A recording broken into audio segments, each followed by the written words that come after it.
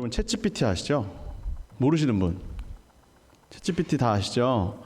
네, 저도 요즘에 챗GPT 갖고 노는 재미에 푹 빠졌는데 저도 이런저런 질문 막 이렇게 던져보다가 제가 솔직히 말씀드릴게요. 설교 준비할 때도 한 번씩 찾아봅니다. 그런데 제가 원하는 답을 준 적은 한 번도 없어요. 그냥 자기 마음대로 막 대답을 하는데, 그런데 어느 정도 나름 통찰력 있는 답을 준 적도 있습니다.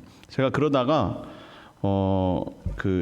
이 챗GPT가 어떻게 생겼는지 좀 알아보게 됐어요. 우리가 다 알다시피 인공지능이죠. 인공지능으로 이제 그 컴퓨터랑 같이 대화를 하는 거잖아요. 그래서 그 챗GPT를 만든 오픈 AI라는 회사에서 뭐 이제 인터넷에서 신뢰할 만한 정보라고 본인들이 생각했던 여러 가지 정보들을 학습시키는 거죠. 딥러닝이라고 뭐 다들 아시겠지만, 그래서 제가 알기로는 커먼 크롤이라는 그런 사이트랑 그리고 위키피디아 이런 거가 거의 대부분이고, 그러한 인터넷에 나와 있는 사람들이 많이 수집해 놓은 자료들을 다 집합해서 넣어 놓은 다음에 그걸 기반으로 해서 그 챗GPT가 답변을 하는 거예요.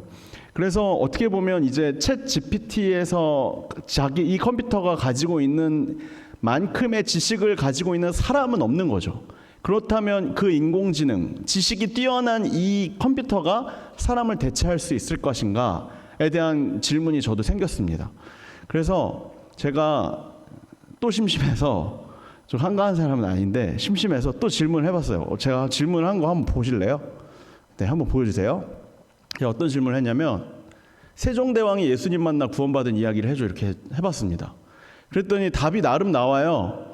근데 제가 이걸 다 읽을 수 없는데 잘 읽어보시면 알겠지만 한마디로 말하면 개소리를 하고 있습니다.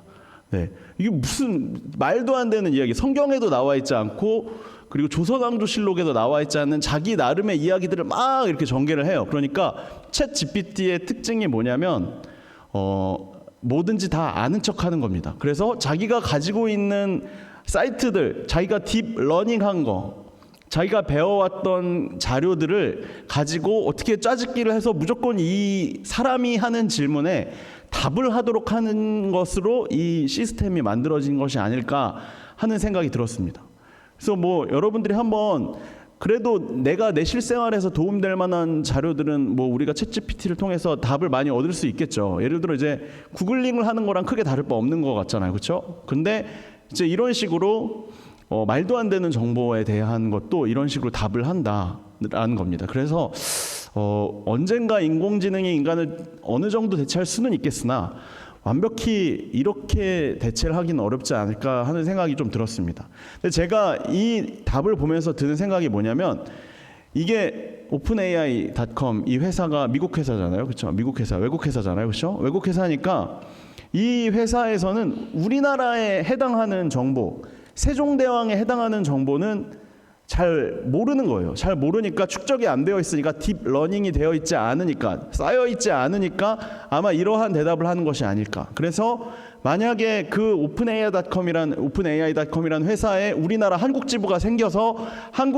한국에서 사용되는 신뢰할 만한 정보들이 만약에 이 컴퓨터에 쌓이게 되어서 축적이 되게 되면 아마 요거에 대한 대답도 조금 신빙성 있는 대답이 나중에는 발전이 되어서 그 지식이 나중에 쌓이게 되면 나올 수도 있지 않을까 하는 생각이 들었습니다. 여러분, 네, 하면 됐고요.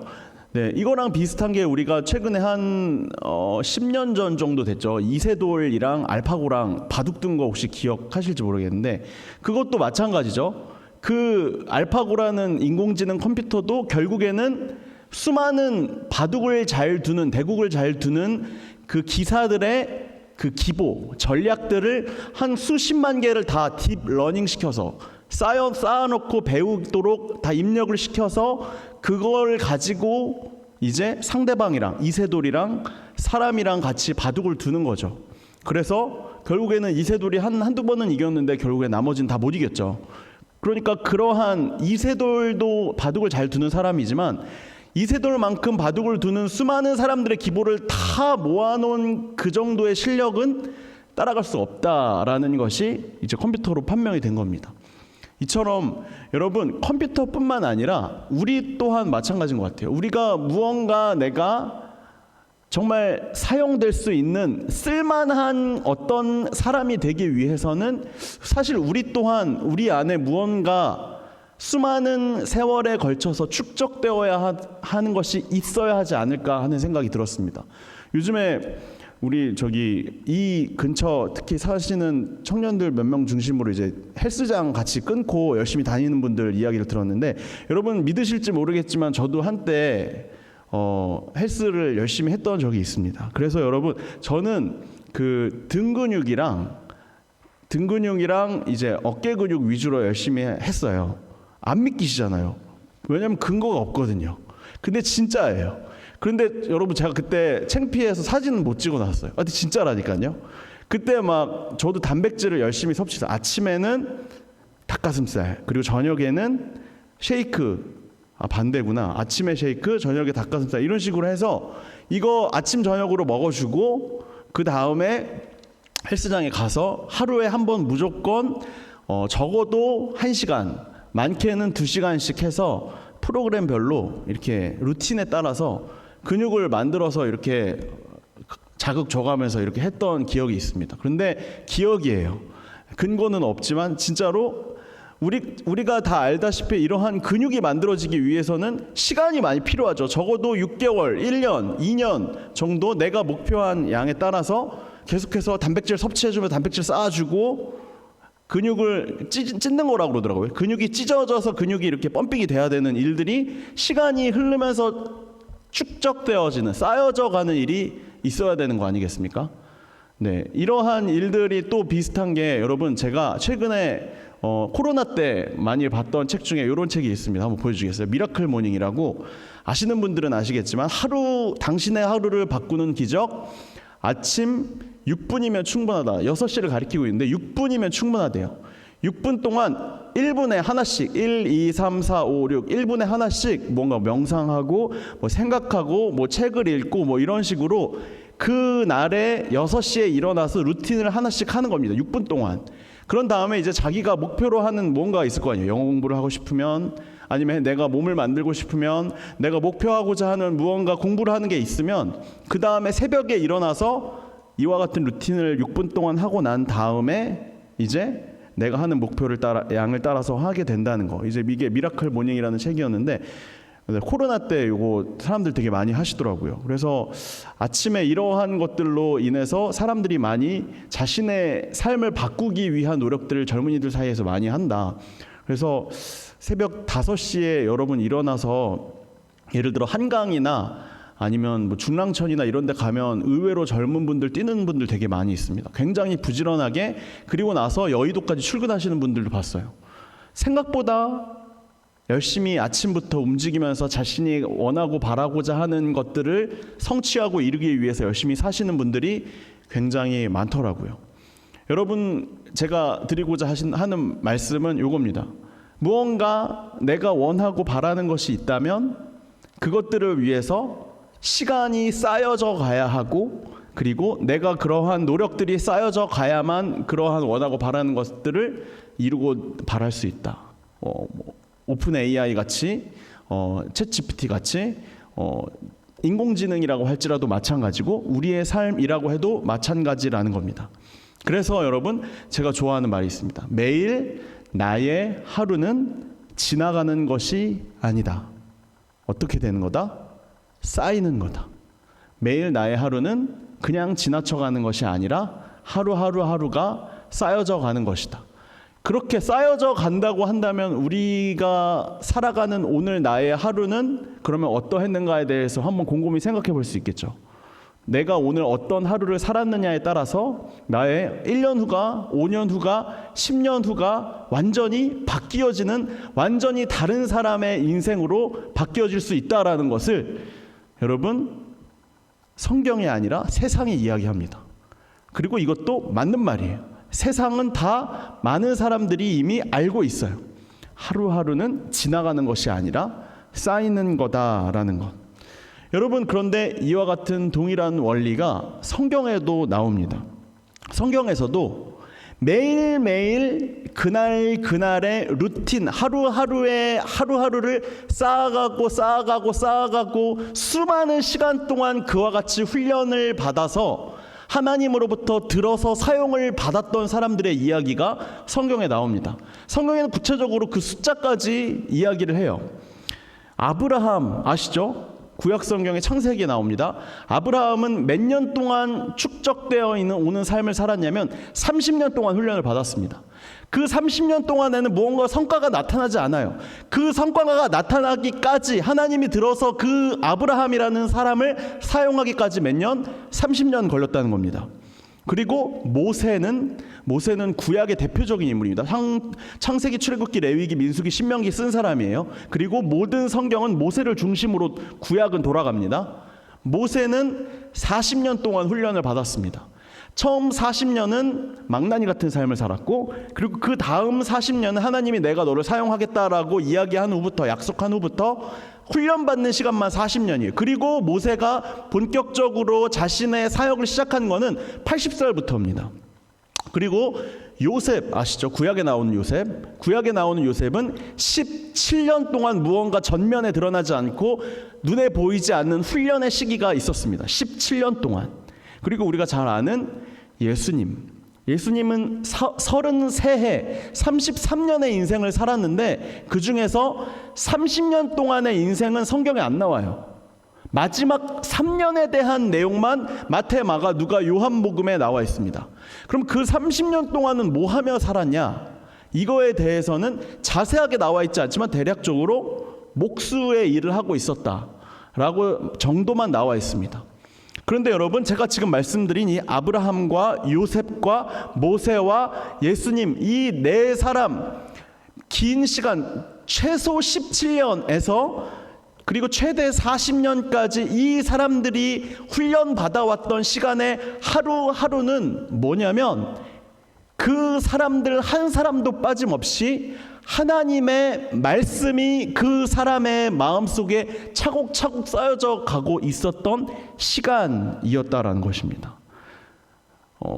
인공지능이 그러했듯이, 그리고 헬스장에 가는 사람들이 그러했듯이, 미라클 모닝을 하는 사람이 그러했듯이 무언가 축적되어지고 쌓여져 가는 빅데이터가 있어야지 그 사람이 무언가 도구로 사용될 수가 있는데, 그 모세와 아브라함과 예수님과 그리고 야곱 같은 이 사람들이 하나님으로부터 쓰임받기 위해서 빅데이터, 하나님의 말씀이 쌓여져 온 그렇게 훈련받은 시간이 이와 같은 긴 시간의 기간이 있었기 때문에 그 사람들이 하나님의 말씀을 가지고 자신의 사역을 하나님이 들어서 사용하시는 일들이 일어날 수 있었다라는 겁니다.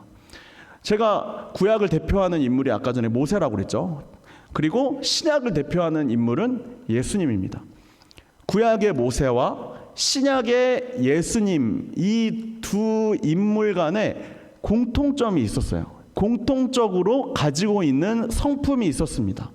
하나님께서 들어서 사용하셨던, 훈련시키시고 사용하셨던 이 모세와 예수님이라는 두 사람의 공통적인 성품이 뭔지에 대해서 같이 함께 민수기 12장 3절 한번 보도록 하겠습니다. 같이 함께 읽을게요. 시작. 모세로 말하자면 땅 위에 사는 모든 사람 가운데서 가장 온유한 사람이다. 자, 노란색 글씨로 어떤 성품이 나와요? 온유라는 성품이 나오죠. 모세는 온유한 성품을 가진 리더였다라는 겁니다. 자, 그렇다면 신약을 대표하는 인물 예수님의 성품에 대해서 마태복음 11장 29절에 나와 있는데 같이 한번 마태복음 11장 29절 읽겠습니다. 시작. 나는 마음이 온유하고 겸손하니 나의 멍에를 메고 내게 배우라. 여기서도 똑같은 단어가 나오죠. 뭐죠? 온유가 나오죠. 그렇죠? 하나님이 들어서 사용하는 그 리더의 가장 공통적인 성품이 뭐였냐면 온유함이라는 겁니다. 온유함이라는 단어를 우리가 한번 떠올려보고 그 이미지를 생각해보면 저는 이렇게 좀 생각이 났어요. 온유하면 뭔가 안 떠오르잖아요. 그렇죠? 되게 그냥 착한 사람 정도? 세상에서 말하면 호구잖아요. 호구처럼 그냥 누가 부탁하면 다 들어주고 싫은 소리 내색 하지도 못하고 그냥 질질질질 끌려다니는 듯한 그런 이미지가 혹시 생각나지 않으세요? 저도 약간 그런 이미지거든요. 온유한 사람. 그런데 여러분 성경에서 모세나 아니면 예수님이 하는 일들에 대해서 만약에 바라보면 호구가 아니에요. 결코. 승질도 있거든요. 성질이 더럽습니다. 그리고 자기가 하고자 하는 주장을 확실하게 해요. 그런데 왜 이 모세와 예수님은 공통적으로 이렇게 온유한 사람이라는 성품이 공통적으로 가지고 있는 것일까? 진짜 성경이 말하는 온유하고 겸손하다는 것에 대한 의미는 뭐냐면 우리가 그 사람이 온유하고 겸손해지기까지 무엇을 쌓았느냐를 우리가 생각을 해보면 됩니다. 그 사람들이 훈련의 기간 동안 17년에서 30년, 40년까지의 그 훈련의 기간 동안 빅데이터를 뭘 쌓아왔느냐, 무엇을 쌓으며 그 사람이 성장해 왔느냐를 한번 떠올려 보면 됩니다. 그렇게 된 결과 이 온유하고 겸손한 사람, 성경이 말하는 온유하고 겸손한 사람의 특징은 바로 이겁니다. 그 다음 화면 보여주시겠어요? 성경이 말하는 온유와 겸손은요, 하나님의 말씀 앞에 귀를 묻고 그 말씀에 내 인생을 튜닝하는 사람입니다.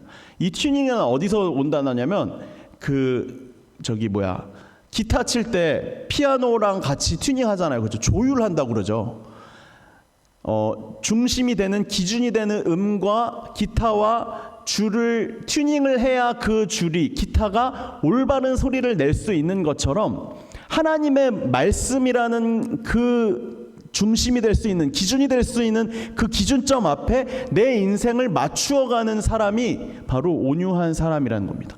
하나님의 말씀이 아니라고 하면 안 가고 하나님의 말씀이 옳다고 하면 가는 거, 하나님의 말씀에 순응하고 순종할 수 있는 것이 바로 온유한 사람이라고 성경에서 이야기하고 있다라는 겁니다. 그렇다면 여러분, 나는 온유한 사람인가 한번 생각해 볼 필요가 있습니다. 여러분, 제가 항상 매주마다 한 번도 빠짐없이 이야기하는 것 같아요. 저의 친구들의 이야기. 무언가 사람이 승진을 하고 높은 자리에 올라가고 그리고 돈도 많이 벌게 되면 여러분, 내가 한 걸로 착각합니다. 내가 잘나서, 내가 능력이 있어서, 내가 사람들과 관계도 잘 맺어서, 내가 이와 같은 정치력도 발휘하고 능력도 발휘했으니까 내가 지금 다른 사람들이 나를 우러러보는 이 자리까지 올라가게 되었다라고 착각한다는 거예요. 그런 다음에 그 사람들의 성품이 뭐냐 하면 바로 나타나는 게 뭐냐면 바로 하나님을 끊습니다. 하나님과 손절인지 익절인지 모르겠는데 손을 끊어요. 왜냐? 하나님 필요 없거든요. 내가 내 힘으로 했으니까 앞으로 나의 인생도 승승장구하겠지. 어떤 힘으로? 내 힘으로. 그러니까 여러분, 그 다음부터 하나님이 없이 내 힘만으로 스스로 흘러가는 시간은 그 다음부터 뭘로 바뀌냐면 자신의 콧대가 올라가기 시작합니다. 사람들 앞에서 겸손과 온유의 성품이, 우리가 생각하는 그 겸손과 온유의 성품이 하나하나 사라지기 시작해요. 그리고 나 자신, 내가 내 생각, 내 뜻, 내 마음, 그리고 되고 싶은 나가 점점 내 마음속에서 커져가기 시작합니다. 그러면 하나님 필요 없거든요. 하나님 점점 필요 없는 사람으로 바뀌어지게 된다는 겁니다. 근데 여러분, 이런 말 들어보셨어요? 절대 권력은 절대 부패한다. 여러분, 대통령 중에서 여러분들이 생각하기에 우리나라에서 성공한 대통령을 한번 떠올려 보시겠어요? 저는 우리나라 대통령 우리나라 역사를 한번 다 살펴봐도 제가 생각할 때 무언가 정말 이 사람은 존경할 만하다, 죽고 나서도, 돌아가시고 나서도 존경할 만하다라고 하는 대통령을 찾아보기가 어렵습니다. 저는 왜 그럴까 많이 생각해 봤는데, 여러분, 정치하는 국회의원 지금 300명 있는데 300명의 모든 국회의원의 목표가 뭔지 알아요? 대통령 되는 거예요. 그 대통령이라는 자리, 권력을 그것을 가지는 순간 나는 내가 내 인생의 최고의 정점에 올랐다고 생각을 하거든요. 그러니까 그 대통령의 자리에서 내가 무엇을 할 것인가에 대해서는 별로 비전이 없고 오로지 그 자리에 올라가는 것에만 관심이 있습니다. 그렇기 때문에 그 절대 권력은 절대 부패하는 거예요. 마찬가지입니다. 내가 내 힘으로 내 스스로 내가 원하는 권력을 무언가를 쟁취해냈을 때 그 다음부터 그 사람은 부패하기 시작합니다. 그것이 가장 인간이 가지고 있는 그 교만함이라는 가장 큰 성격의 특성이라는 겁니다. 여러분, 근데 저도 마찬가지예요. 목사도 마찬가지입니다. 목사들도 저는 지금은 그렇지 않은데, 지금은 제가 이제 유튜브에 설교 조회수가 100이 넘는 게 하나도 없거든요. 근데 여러분, 제가 만약에 유명해져갖고 이제 막 가피풀에도 올라오고 막, 그래서 이제 조회수가 막 10,000, 20,000, 30,000이 찍어. 그렇게 되잖아요, 여러분. 그렇게 되면 이제 그 이유에 대해서 스스로 분석을 하기 시작합니다. 나는 잘나서 그래. 나는 성경 지식도 많이 알고 하나님이랑 나는 친해서 하나님이 나를 이렇게 높은 자리에 올려주신 것 같아 라고 하면 좋은데, 그렇게 안 하고 내가 잘나서 그래 라고 이렇게 생각한다는 겁니다. 여러분, 인간은 누구나 조금만 높아지면, 조금만 잘 나가면, 조금만 잘 되면 다 자기가 잘난 줄 안다라는 생각하는 거예요. 그런데 여러분, 그렇지 않은 리더가 바로 제가 방금 말씀드렸던 그 성경에 나오는 4명의 인물입니다. 그 사람들 공통적으로 어떤 성품이 가지고 있다고 이야기했어요? 온유한 성품을 가지고 있다고 그랬죠. 하나님이 진짜로 들어서 사용하는 리더라는 증거는 뭐냐면 그 사람이 온유한 성품을 가지고 있다라는 것이 증거입니다. 여러분, 세상 속에서, 직장에서, 학교에서 여러분들 수많은 리더들을 앞으로도 만나게 될 것이고 지금도 만나고 계실 거예요. 여러분들이 생각할 때 여러분들이 생각하는 가장 적합한 리더는 뭐라고 생각하세요? 여러분, 저는 이렇게 생각합니다. 여러분들이 진짜 이 사람이 좋은 리더인지 아닌지를 보고 싶으시면 저 사람이 온유하고 겸손한지를 한번 확인해 보세요. 여러분, 그것으로 저 사람의 진짜 모습을 알게 될 것입니다. 여러분, 하나님께서는 그러한 온유하고 겸손한 사람에게, 그러한 리더에게 무언가 혜택을 주시겠다라고 이야기를 하셨습니다. 마태복음 5장 5절 한번 말씀 볼까요? 같이 함께 읽어볼게요. 시작. 온유한 사람은 복이 있다. 그 사람이 땅을 차지할 것이다. 네, 이거는 예수님이 이야기하신 유명한 팔복에 나오는 내용이죠. 땅을 차지한다. 뭐냐? 이게 무슨 뜻이냐? 지금으로 말하면 청약 당첨이 된다는 거냐? 아니면 뭐 나에게 좋은 집이, 아파트가 생긴다는 거냐? 이게 아니고요. 땅을 차지한다라는 것은 여러분들 우리가 살고 있는 이곳에서의 땅을 이야기하는 게 아니라 지금 현재 하늘에서 이루어지고 있는 전쟁에서의 땅을 의미합니다. 제가 몇 주 전에 우리의 싸움은이라고 에베소서 설교를 한 적이 있었는데 거기에서 제가 자세한 이야기는 많이 드렸고요. 지금 하늘에서는 치열한 전투가 벌어지고 있습니다.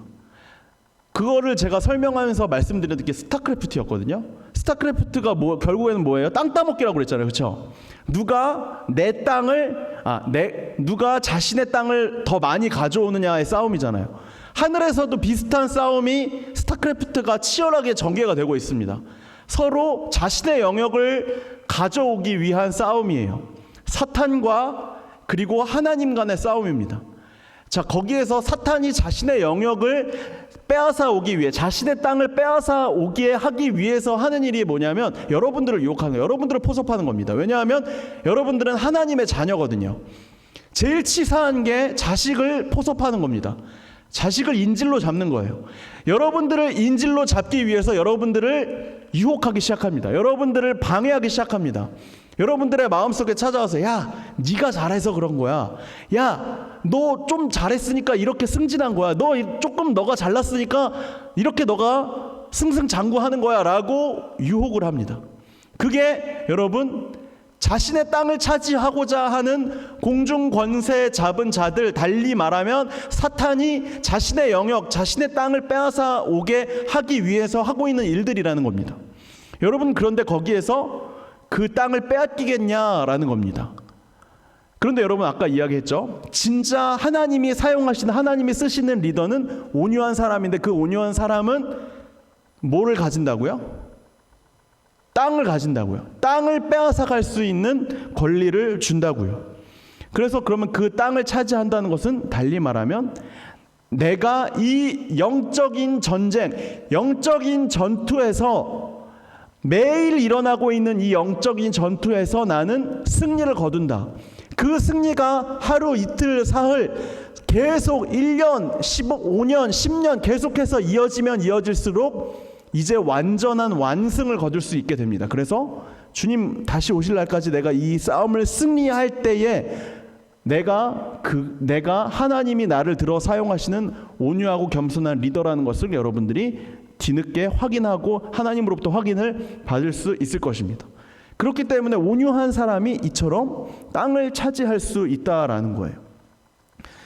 이와 비슷한, 매우 비슷한 영적 전투와 매우 비슷한 전투가 지금 오늘 우리가 같이 함께 읽은 여호수아 1장 본문에서 나타나고 있습니다. 아직 전쟁을 시작하기 직전이에요. 전쟁을 해야 하는데 내가 싸워야 할 상대가 생각보다 너무 센 거예요. 하나님이 분명히 약속은 했거든요. 저 요단강을 건너서 저 가나안 땅을 너가 차지하게 해주겠다. 그 영역을 너가 차지하게 해주겠다라고 하나님이 약속은 했거든요. 하나님이 약속은 했는데 생각보다 내 눈앞에 보이는 적은 너무 센 거예요. 너무 강적인 거예요. 내가 못 이기겠는 거예요. 자, 그때 하나님께서 그 온유한 리더의 그 다음 후계자인 여호수아에게 다시 한번 모세와 함께 했던 약속을 상기시켜 주고 있습니다. 여호수아 1장 5절 6절 같이 함께 볼까요? 우리 다시 한번 읽어봤으면 좋겠습니다. 이거는 메시지 성경이거든요. 한번 읽어볼게요. 시작. 내 평생에 너를 당해낼 자가 아무도 없을 것이다. 내가 모세와 함께 했던 것 같이 너와 함께 할 것이다. 나는 너를 포기하지 않으며 너를 떠나지 않겠다. 힘을 내어라, 용기를 내어라. 너는 이 백성을 인도하여 내가 그들의 조상에게 주기로 약속한 땅을 유산으로 받게 할 것이다. 노란색 글씨로 나오죠. 모세에게 했던 약속 그대로 이야기합니다. 모세에게 약속했던 것과 마찬가지로 여호수아 그 다음 후계자인 너에게도 내가 너희들에게 주기로 한 저 강 건너의 그 가나안 땅을, 약속한 땅을 유산으로 주겠다고요. 그렇다면 땅을 받기로 했으니까 여호수아는 어떤 리더예요? 어떤 성품을 가진 리더예요? 온유한 성품을 가진 리더겠죠. 그러한 온유한 성품을 가진 여호수아 아래에서 이제 이스라엘 백성들은 전투를 시작하려고 합니다. 그런데 전쟁을 어떻게 해야 될지 몰라요. 왜냐하면 이렇게 센 적은 만나본 적이 없었거든요. 하나님, 우리가 어떻게 전쟁을 해야 합니까? 전쟁을 할 수 있는 전쟁 전략을 알려주십시오. 예를 들어 군사 물자를 어디에 배치해야 할지, 그리고 군대를 어디에, 병력을 어디에 배치해야 할지, 포는 어디에 배치해야 할지, 식량은 어디에다가 배치해서 언제 싸우고 언제 들어갔다 언제 빠져야 될지에 대한 구체적인 시뮬레이션을 우리에게 알려주십시오. 우리에게 그 전략을 알려주십시오라고 하나님 앞에 기도하면서 묻고 있습니다. 땅은 주겠다는 거 알겠는데 전쟁은 어떻게 치러야 합니까? 하나님께서 전쟁 전략을 알려주십니다. 그런데 하나님이 바로 안 알려줍니다. 전쟁 전략은요, 2장부터 보시면 있어요. 구체적인 전장 전략은 2장부터 보면 있거든요. 그런데 그 전쟁, 구체적인 전쟁을 어떻게 치러야 할지에 대한 전략에 앞서서 이 이스라엘 백성들이 해야 할 가장 첫 번째 전쟁 전략을 하나님께서 알려주십니다. 그게 7절과 8절입니다. 우리 같이 함께 읽어볼게요. 시작. 내 마음과 뜻을 다하여 모세가 너에게 명령한 말씀을 하나도 빠짐없이 그대로 행하여라. 왼쪽으로나 오른쪽으로나 길을 벗어나지 말아라. 그러면 틀림없이 내가 가려는 곳에 이르게 될 것이다. 또 이 말씀이 잠시도 내 마음에서 떠나지 않게 하여라. 밤낮으로 그것을 묵상하고 마음에 새겨 기록된 대로 반드시 모두 행하여라. 그러면 내가 이르려는 곳에 이르게 될 것이고 내가 뜻한 바를 이루게 될 것이다.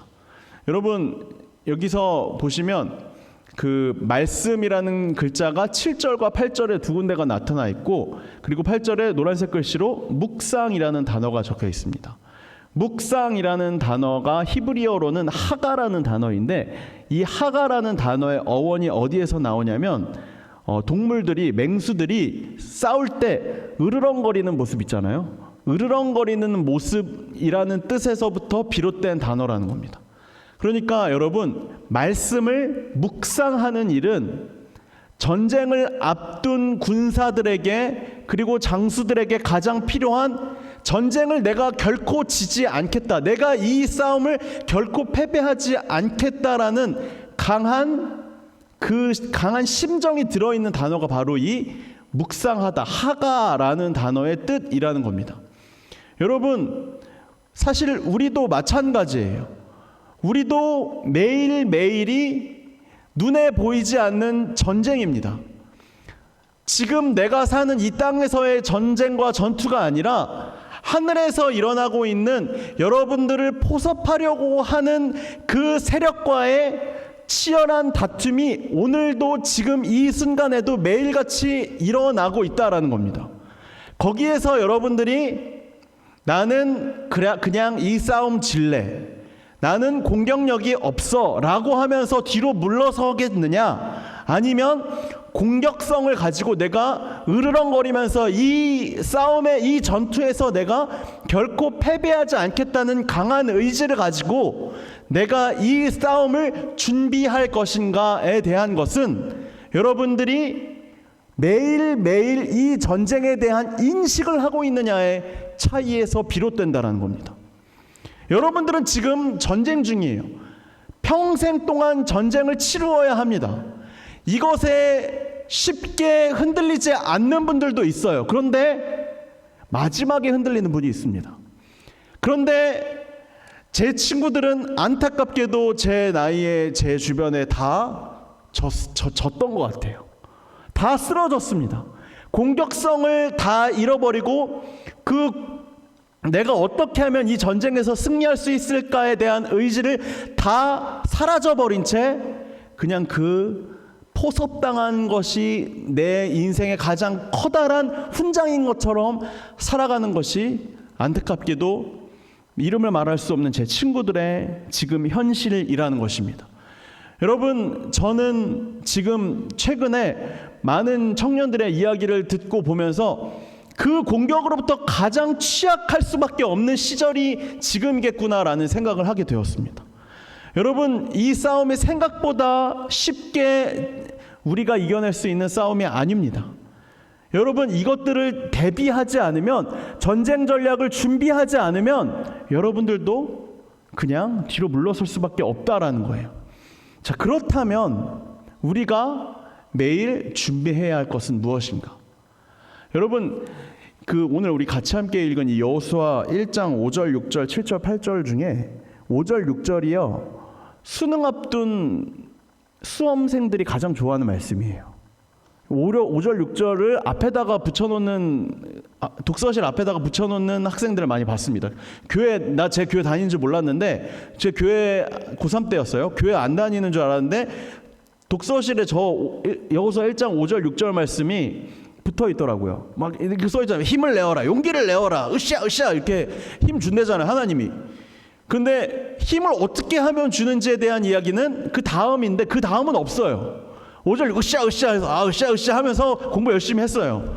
결과는 어땠는지 잘 기억은 안 나는데, 근데 여러분, 5절 6절은 사실 그 뒤에 얘기를 하려고 한 거예요. 내가 너희들에게 힘을 줄 수 있는 이유, 내가 너희들에게 용기를 줄 수 있는 이유는, 버티고 견디는 힘을 줄 수 있는 하나밖에 되지 않는 가장 최우선적인 전쟁 전략이 뭐냐면 8절 9절, 공격성을 가지고 있는 그 묵상, 하나님의 말씀을 듣고 지켜 행하는 것으로만 너희들이 낙심하지 않고 용기를 얻고 버틸 수 있고 견딜 수 있고, 그래서 너희들이 전쟁에서 승리해서 살아갈 수 있는 힘을 가지는 것이다 라는 내용은 사실은 그 뒤에 8절 9절 7절 8절 9절에서 나오고 있다라는 겁니다. 여러분, 그래서 여러분들에게, 우리에게, 이 전쟁을 앞두고 있는 우리에게 가장 필요한 것은, 여러분, 다른 것이 아니라 하나님의 말씀을 매일매일 묵상해야 하는 것이라는 겁니다. 하나님의 말씀을 묵상하는 것이 오늘을 살아가는 우리에게 어떤 의미가 있는가? 시편 119편 105절 말씀에 이와 같이 나와 있습니다. 같이 함께 볼까요? 시편 119편 105절 말씀 함께 읽을게요. 시작. 주의 말씀은 내 발의 등불이요 내 길의 빛입니다. 여러분, 내 발의 등불이고 내 길의 빛이라고 이야기를 하고 있죠. 여러분들은 미래를 알 수 없습니다. 여러분들이 알 수 없는 그 미래에 대해서 유일하게 알려줄 수 있는 것은 점집에 가서 점을 치는 것이 아니라 하나님의 말씀을 통해서 묵상하는 것을 통해서만 여러분들의 인생의 미래에 대해서 알 수 있습니다. 그렇기 때문에 이렇게 이야기하는 거예요. 내 발의 등이요, 내가 앞으로 걸어가야 할 길에 대해서 비추어 주는 것이 하나님의 말씀이다라는 겁니다. 두 번째로 내 길의 빛이니다라고 이야기를 하고 있죠. 우리가 가지고 있는 잠시 포섭당할 수밖에 없었던 그 어둠의 세력이 나에게 선물해주고 떠난 그 어둠의 습관들을 물리칠 수 있는 것이 하나님의 말씀을 매일 묵상하는 것의 가장 큰 힘입니다. 내가 매일 말씀을 묵상할 때 내 미래를 알 수 있습니다. 내가 매일 말씀을 묵상할 때 내가 가지고 있는 어둠의 습관들, 어둠의 성격들, 어둠의 성품들이 다 바뀌어져요. 어떤 성품으로 바뀌어져요? 점점 바뀌어지는데 10년이 걸릴 수 있고 20년이 걸릴 수 있고 40년이 걸릴 수 있는데 그 끝은 온유함입니다. 아까 이야기 드렸죠. 그 땅을 차지할 수 있는 사람의 유일한 성품은 바로 온유함이라고. 온유한 성품으로 바뀌어져요. 혹으로 바뀌는 게 아니라 사람들한테 착하게 모든 것을 다 내어줄 수 있는 사람으로 바뀌는 것이 아니라 내어줄 수 있겠죠. 하나님의 말씀 앞에 내 자신을 꺾을 수 있고 하나님의 말씀 앞에 내가 예 아니오를 예하고 순종하며 걸어갈 수 있는 하나님의 말씀에 내 인생을 튜닝할 수 있는 사람, 하나님의 말씀에 내 인생을 조율하고 앞으로 나아갈 수 있는 사람만이 그 온유한 성품을 가질 수 있다라는 것입니다.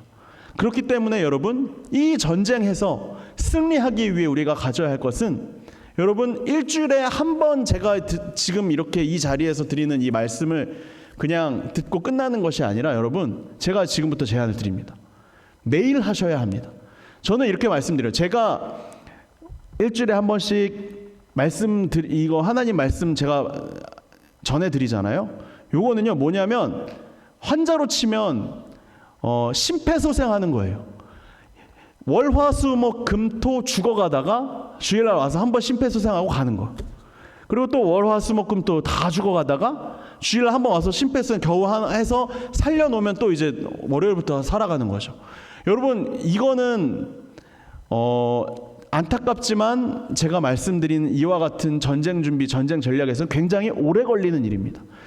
더 구체적으로 여러분들이 실천할 수 있는 방법을 말씀을 드리겠습니다. 여러분, 저는 이 5월 시작되는 우리 5월부터 여러분들에게 제안을 드리고자 해요.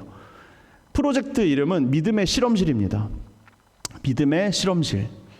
여러분들이 진짜로 한 번만, 진짜 제가 약 파는 건 아닌데 속는 셈 치고 한 번만 해봐요. 한 번만 1년입니다. 딱 1년만 해보시는 거예요. 1년만 어떻게 하시냐면, 제가 구체적으로 책자를 준비했습니다. 오늘 안 가져왔는데 큐티 교재를 제가 선정을 했습니다. 그래서 여러분들이 5월 첫째 주부터 5월 첫날부터 이 하나님의 말씀이 여러분들이 매일의 삶을 호흡할 수 있도록 여러분들이 한번 해보는 거예요. 아까 미라클 모닝은 딱 6분이면 된다고 그랬죠. 저는 그렇게 말씀을 드립니다. 진짜 6분이면 돼요. 말씀 구절도 적더라고요. 하루에 할 수 있는 분량도 적고요. 질문은 딱 2가지입니다. 지금 이 말씀에서 하나님이 하고자 하는 메시지가 무엇인가? 그리고 내 삶에 적용할 수 있는 것이 무엇인가? 첫 번째로요, 말씀을 펴요. 그리고 두 번째로 말씀을 3번만 읽어요. 오늘 해당하는 본문을 3번만 읽어요. 3번만 읽고 질문 2가지에만 답해요. 무슨 의미인지, 내 삶에 어떻게 적용하는지.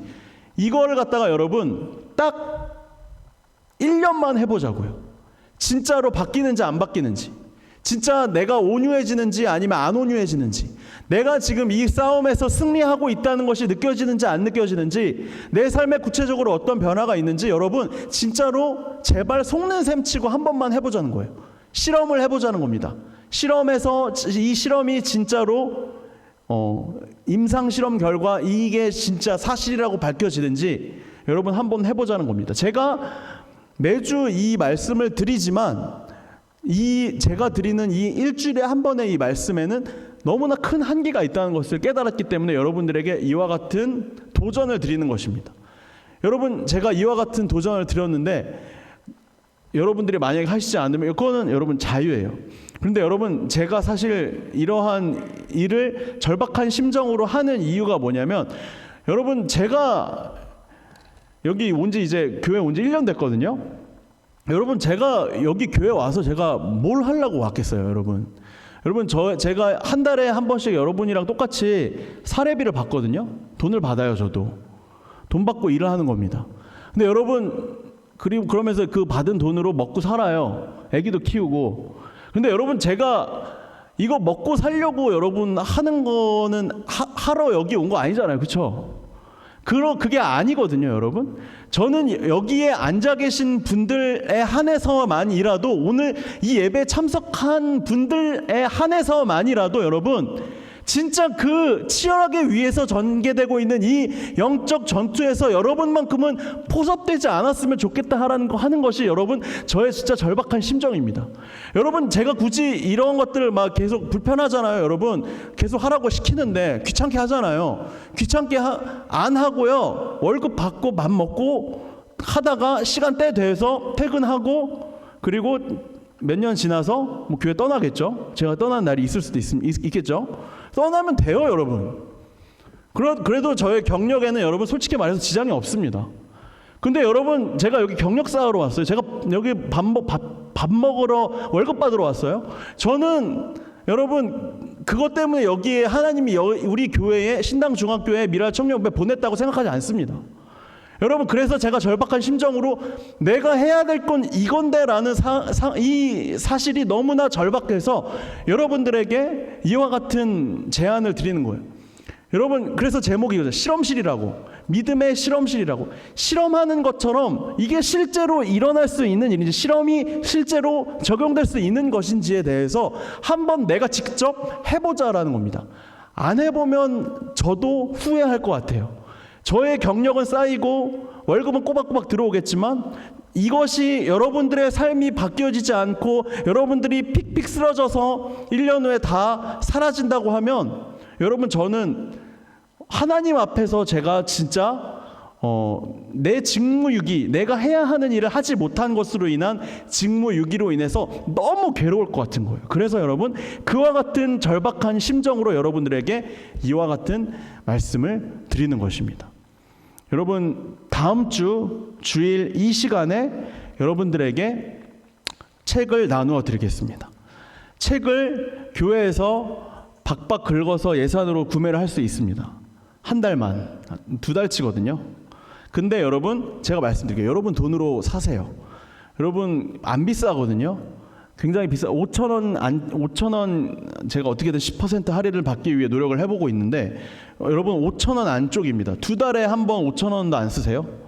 여러분, 커피 드시잖아요. 맛있는 거 드시러 가실 때 5,000원 사이드 디시 정도 이렇게 맛있는 거 있으면 추가하실 수 있잖아요, 그렇죠? 여러분, 5,000원 쓰는 것은 2달에 한 번 5,000원 못 쓴다고 하는 것은 여러분 말이 안 되는 일입니다.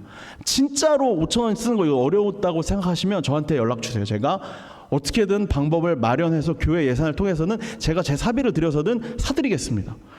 제발 부탁하는 것은 사지만 마시고 매일매일 여러분들의 영적 전쟁을 치르시라는 겁니다. 여러분, 빠지지 않으시고 단 6분에서 10분만이라도 3번 읽고 질문 2개만 답하고 하루를 시작하십시오. 저녁에 하셔도 좋고 점심에 하셔도 좋고, 제발 여러분들 부탁을 드립니다. 그것을 통해서 여러분들이 싸워야 할 이 싸움에서 승리하셔서, 저는 이곳에 계신 여러분들 한 사람도 빠짐없이 하나님이 주시는 그 온유한 성품으로 하나님이 들어서 사용하시는 그 리더가 여러분, 그 한 사람도 빠짐없는 여러분이 되었으면 좋겠다 하는 것이 저의 마음입니다. 함께 찬양했으면 좋겠습니다. 우리가 같이 함께 자주 부르는 찬양인데, 세상의 유혹 시험이 내게 몰려올 때 나의 힘으로는 그것들 이길 수 없는, 그러면 내 힘으로 이길 수 없으면 무엇으로 이겨야 할까요? 하나님이 주시는 힘으로 해야죠. 하나님 앞에, 하나님 저에게 힘 주세요 기도하면 다 하나님이 힘 주실까요? 주십니다. 분명히 주세요. 여호수아 1장 5절 6절에서 말씀하셨잖아요. 버티고 견디는 힘 주겠다고. 살게 할 수 있는 힘 주겠다고 이야기했잖아요. 5절 6절에서 끝나지 않으셨으면 좋겠습니다. 7절 8절로 이어져야 5절 6절이 가능해집니다.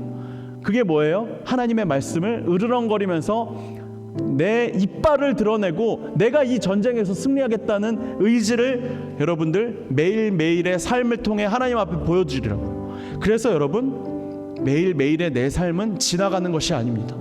축적되어지는 거예요. 쌓아지는 거예요. 그 쌓아지는 여러분들의 삶을 통해서 여러분들의 인생이 점점 바뀌어질 것이고, 하나님이 여러분들을 들어 사용할 준비가 될 수 있는 것이고, 여러분들의 성품이 온유한 성품으로 바뀌어지게 되는 것이고, 그것을 통해서 여러분들은 하나님 앞에 가장 귀한 위대한 도구로 쓰임받는 것을 여러분들은 후에 경험하게 될 것입니다. 여러분, 이 찬양 우리 같이 함께 부르면서 하나님 앞에 우리가 드려야 할 결단을 함께 드렸으면 좋겠습니다.